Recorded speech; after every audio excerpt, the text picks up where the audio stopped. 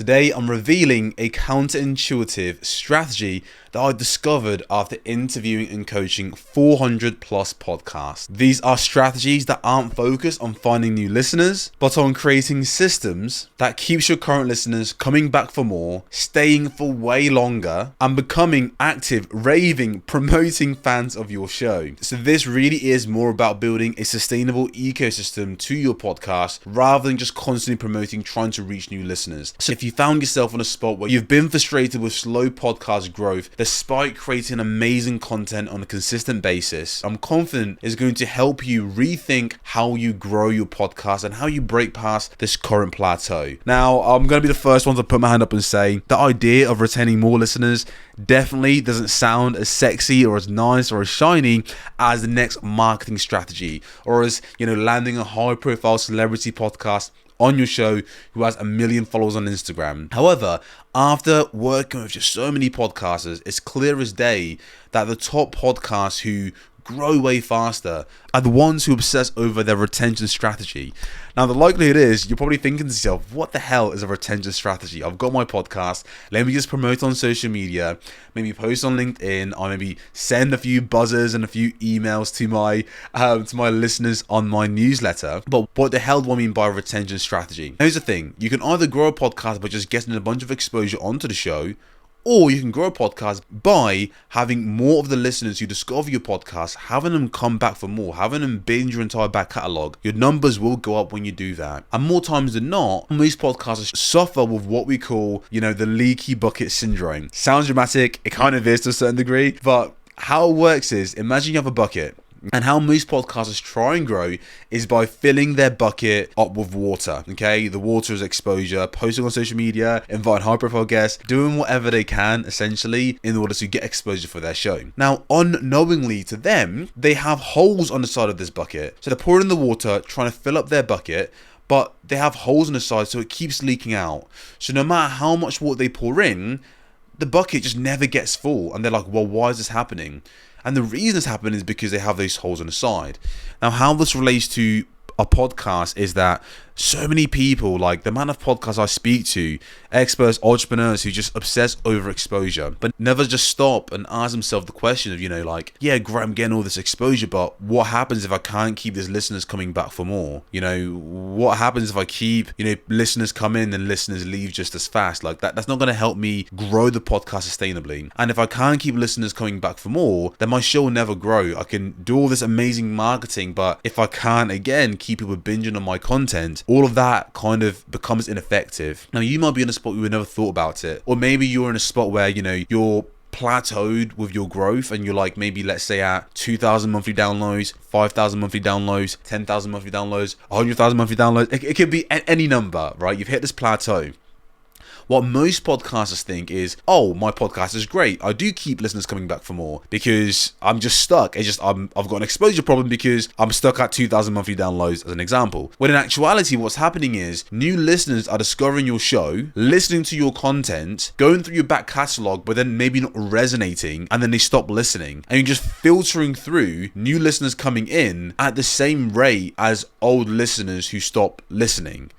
That's where the plateau happens, and that's why you get like the stagnation of the growth.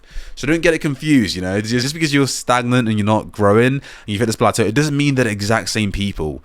The likelihood is they're not the exact same people. But if you did keep more of those people, then of course the podcast would grow month after month after month. And that's exactly why you need to have a retention strategy. Because whilst other podcasters are out there kind of just stressing and trying to just get exposure onto their show, working harder and harder, trying to fill up their bucket with this water, with the bucket have holes in the side, they're just working harder and harder, but it's not going to be effective. So now I'm going to break down some specific steps that you can start taking today in order to stack the odds in your favor and to keep your listeners hooked on your content, binging your back catalog, and coming back excited for new episodes. Step number 1 is the hook and hold strategy. So I remember maybe 2 years ago now. So this 2 years ago, I remember one specific client. Her name was Jane. She was in a spirituality niche, and she again, she's a fantastic podcaster, podcasting for around 2 years, and her show just wouldn't grow no matter what she tried. She tried posting on social media, getting incredible guests onto her podcast. The content was actually good. However, when we looked at her retention time, meaning like on average how much of her content were her audience consuming, we noticed that at the start of the episode she had a massive drop off in her listenership, meaning that within the first minute or two of people clicking play, the majority of listeners, like 50% of the listeners, basically just ditched the episode. They just stopped listening. So we thought, you know what, let's do a bit of investigating, like let me, I'm 007 here, trying to like figure out what the hell's going on. And what we noticed was that even though the body of her content, people kept listening and they enjoyed it, once they got through the first 2 minutes, she always lost people in the first 2 minutes. And it was because her intro wasn't optimized to hook listeners from the start. And what this looked like was really long, boring, kind of just drawn out intros for her guests, talking about their backstory, this thing, that thing. So although her content was incredible, she had a terrible pre-frame for the content, meaning she wasn't like hyping the episode up enough. She was just giving boring generic intros that wasn't getting people excited enough and giving people a clear reason why they should stick around for the entire content. So people liked the episode title, they clicked play, but then they just kind of got bored within the first 2 minutes and left. So of course, we decided to switch things up. What does that mean for you? Optimize your episode openings to dramatically increase your retention time. Focus on immediate benefits in the first 90 seconds. That's the entire premise, is to literally sell the listen, to show people why they should listen to the podcast, what they're going to lose if they don't, and what they can't afford not to listen. And what we do on our show is we start off by saying, hey, here's exactly what you'll discover in this episode. Number one, why you should start focusing on exposure and focus more on retention. Number two, the number one thing that slows most new and experienced podcasters down for faster growth. And finally, simple, effective hacks you can start using and applying today that will explode your growth and engagement in the next 48 hours. If you click play on an episode and it starts off like that, what are the chances you ignore it? You're not, because I've just sold it to you and told you exactly why you should keep listening. Especially if you need listeners you don't know, like, and trust you yet, you have to sell the listen. And what you should also focus on is creating these open loops, telling people what questions will be answered. But again, it opens the loop and it builds a lot more curiosity about like what content you're covering and what the hell they might be missing if they don't listen. What does that mean for you? Optimize your episode openings to dramatically increase your retention time. Focus on immediate benefits in the first 90 seconds. That's the entire premise, is to literally sell the listen, to show people why they should listen to the podcast, what they're going to lose if they don't, and what they can't afford not to listen. And what we do on our show is we start off by saying, hey, here's exactly what you'll discover in this episode. Number one, why you should start focusing on exposure and focus more on retention. Number two, the number one thing that slows most new and experienced podcasters down for faster growth. And finally, simple, effective hacks you can start using and applying today that will explode your growth and engagement in the next 48 hours. If you click play on an episode and it starts off like that, what are the chances you ignore it? You're not, because I've just sold it to you and told you exactly why you should keep listening.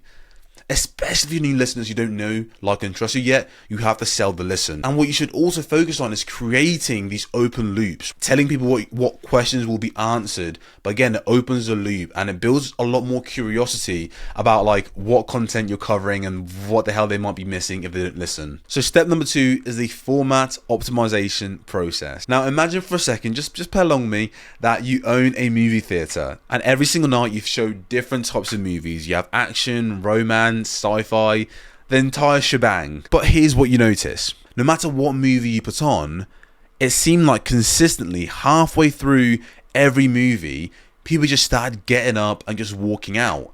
They just couldn't take it anymore. If it's a thriller, a sci-fi, scary movie, everyone just seems to just halfway through, just like clockwork, they just stand up and they just walk out. And then of course from your end, you've got this new business, you're panicking thinking, what the hell, was it AC? Is it a sound quality? Are the trailers that start just way too long and people are just like, they kind of got fatigued before they even got to the middle? And you're on your own trying to just figure all this out. Until one day your cousin goes into the movie and the same thing happens. He just stands up halfway through and walks out. And then your cousin sits you down and he just gives you brutal advice. He's like, look dude, the movie's great. It's not the movie. The movies are fine, right? But The shares are crap. They suck. The sound quality is pretty trashy. It sounds very muffled the more you listen to it. And to begin with is okay, but it just sounds really kind of, it's a bit, but after a while it starts to agitate you. And your popcorns, dude, they're pretty stale. Like, I'm not going to sit through an hour-long movie with crappy popcorn. How the hell can you screw up the popcorn? And in that moment, you have the insight. You realize, oh crap, of course, it wasn't actually the movies that's the problems. Your movies are fine.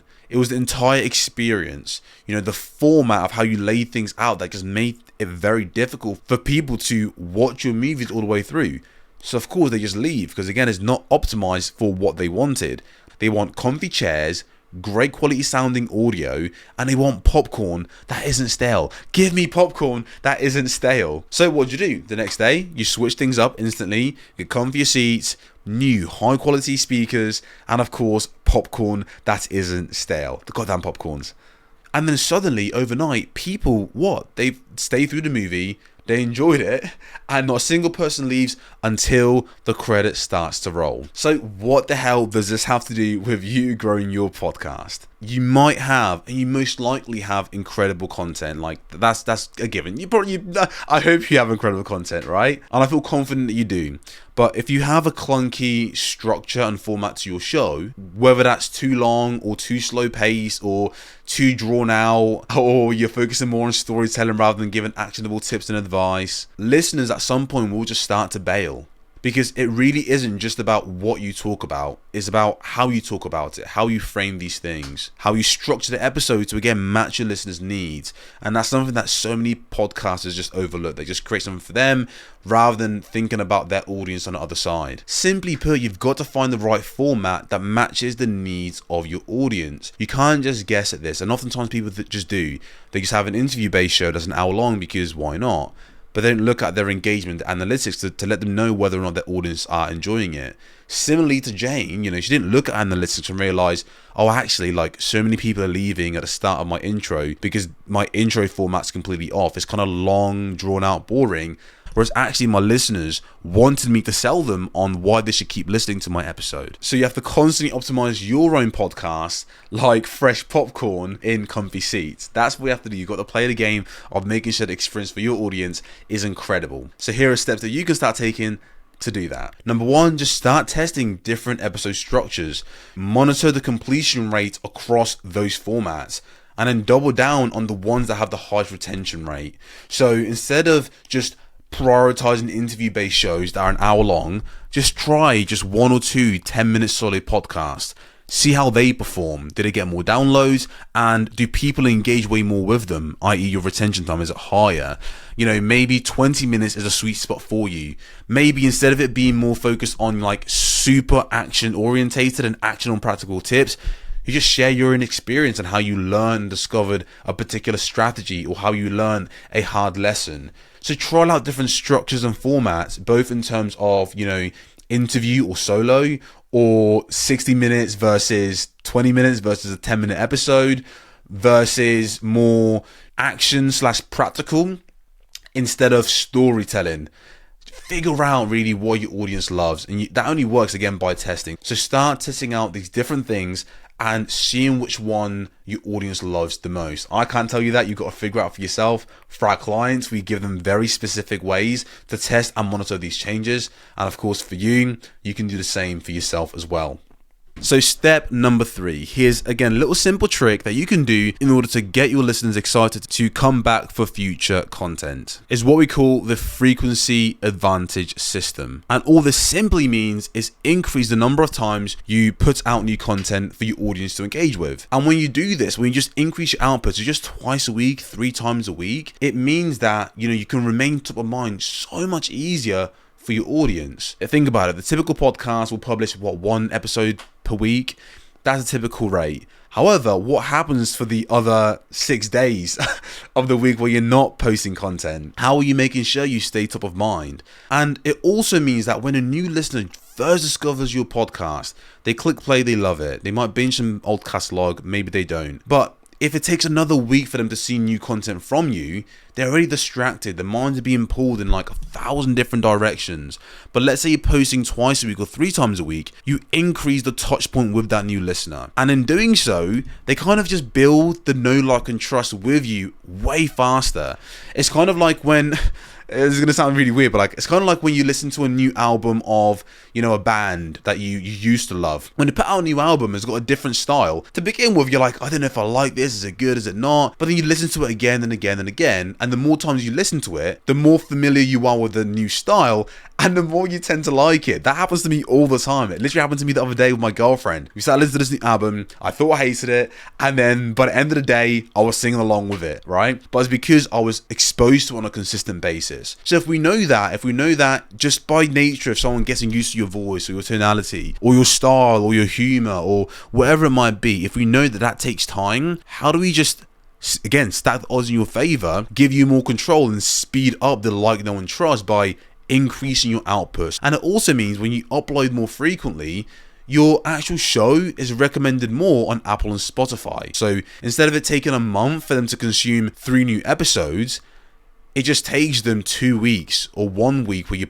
upload 2-3 times a week. That expedites that process and makes it way faster for them to build a like, know, and trust. And then step number 4, the ecosystem development. Now, similarly to why you'd want to increase your output for your episodes when it comes to instead of once a week, twice a week, 3 times a week, to increase the touch points with your listeners, what are the ways you can increase that touch point where you kind of just remain top of mind? This step right here, the ecosystem development allows you to capture way more of your audience and engage with them outside of the podcast episode. Now, we've all been in one of those group chats with close friends where it's kind of chaotic, some weird messages get sent, there's a lot of banter going back and forth, you guys having a laugh, and you just end up staying super connected with the group and the community and the people in that chat. It's not just like a chat that you just kind of forget about. It's a chat that remains top of mind. We want to create that same experience for your podcast listeners. So whether that's you keeping in touch with them through an email list or through your social media. For me, I prefer email lists because I get direct communication with my audience. There's me and them. For other people, you might have a community. Whatever that might be, it's really important that you start channeling your audience to those little hubs, where you can have that direct communication with them outside of the podcast. That way, again, you do stay top of mind. They feel like they are connected with you. You're providing additional bits of value to them, but more importantly as well, you can keep them coming back for more by building that relationship and send them new episodes when those new episodes come out. Such an easy way to retarget the listeners who love your content and remind them, hey, I've got a new episode out in case they missed it on their streaming platforms like Apple and Spotify. Now, the result of this is you show up in the inbox, you're building way deeper connections, and you retarget them when new episodes are released. What the hell is not to like about this? And in doing so, because they understand you more, because again, you're emailing them or they're in a chat and a community with you, when they do listen to your podcast, their attention is going to be way higher. So the retention time of your episodes will increase, the engagement will increase, they'll probably leave you a review. And it also means that your conversion rates when it comes to, hey, book a call with me, buy my product, buy my program, they're in your world, think about what that would do for you to have these listeners and your audience really being and feeling like they're part of what you're building, right? When you give a CTA to buy your stuff or join your program or whatever it might be, they just feel just so much more connected to you. The same way you feel super connected with the people you follow when you're in their ecosystem. So how can we do the same for you? Number 1, just create highly relevant lead magnets related to your podcast. So think about what things can you give away for free to your audience in exchange for their emails. And it's got to be highly valuable, and it also needs to feel relevant to the episode that's promoting the lead magnet.